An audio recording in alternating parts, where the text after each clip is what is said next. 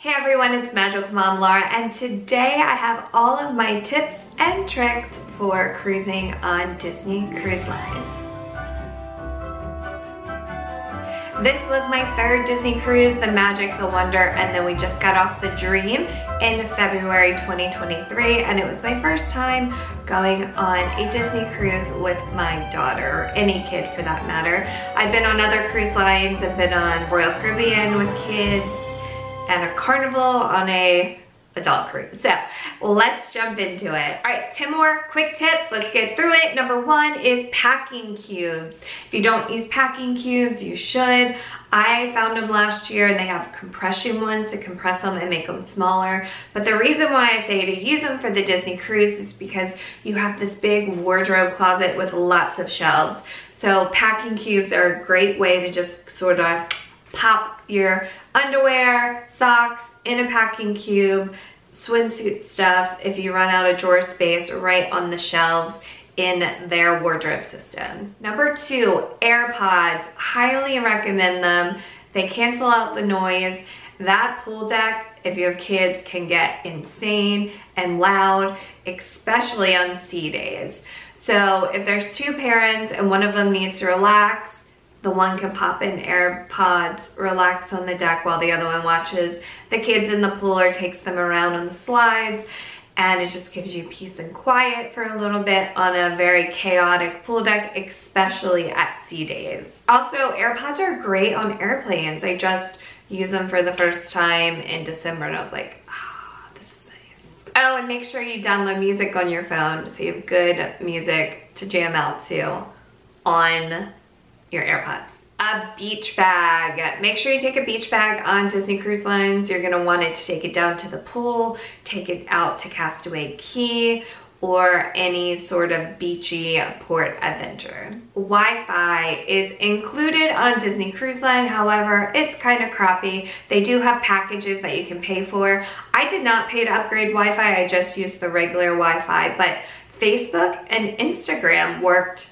perfect for me. I don't know if there's some like deal going on, but I had no trouble on Facebook and Instagram. So make sure you tell any friends or family that if you want to keep updating them or even like direct messaging people, that's a good way to stay in touch while you are on a Disney cruise.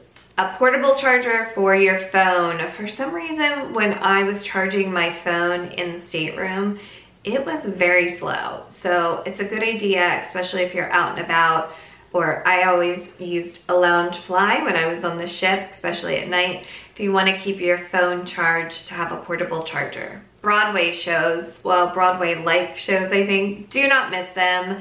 They are amazing. We missed, I think, one of them, but we saw the Beauty and the Beast on the Disney Dream. Do not miss this show. Make sure you go and see it. We went to Palo that night and I went and my husband wanted to go out to Meridian Bar and I was like, nope, I'm seeing Beauty and the Beast. It's the last night. We're going to get Landon from the kids club. And he was like, I was like, what do you think? He's like, I wish we had saw the other show. So make sure you see their shows. Royal and Heroic Encounters. These are free. You want to book them in the app before your cruise, and basically it's just a reservation to go around and see a bunch of characters.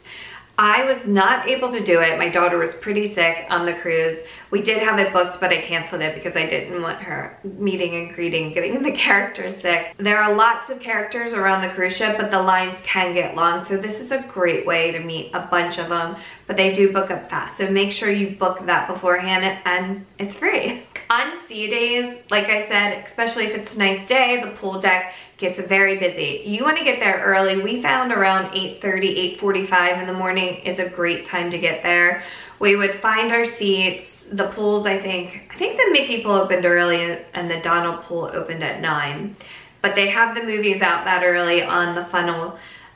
So grab a seat, enjoy the movie. One of the parents go and get coffees, and then we would get like fruit and pastries and just have like a little breakfast by the pool and our deck chairs. One other tip is around the pool deck, they are not full loungers. You have to go up to deck 12 or the adult section to get the full loungers.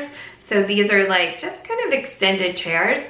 So if you get a chair near the pool, like on the bottom where the step downs are, you can put your feet up on these steps of the pool, and it's much more comfortable if your kid is going to be in the pool a lot and you need to keep an eye on that. And up on deck 12, above the adult area, there is a very nice, always empty bathroom. It's right next to the funnel puddle pool. If you're at the pool at deck 11, you go up, and on the side, I think it had like 3 restrooms literally throughout the day and night, always empty.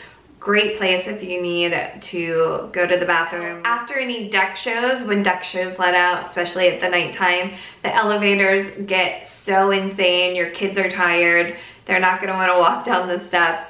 Up on that same deck 12, right where that funnel puddle pool is and the nice bathrooms, go to those elevators. I think the concierge lounge is right there. They are always empty. Everyone goes through the other elevators. Go there, and it's a great place to escape the crowds. Thank you guys so much for watching my tips and tricks of the Disney Cruise Line. I hope you enjoyed it, and I hope you're having a magical day. I'll see you on the next one.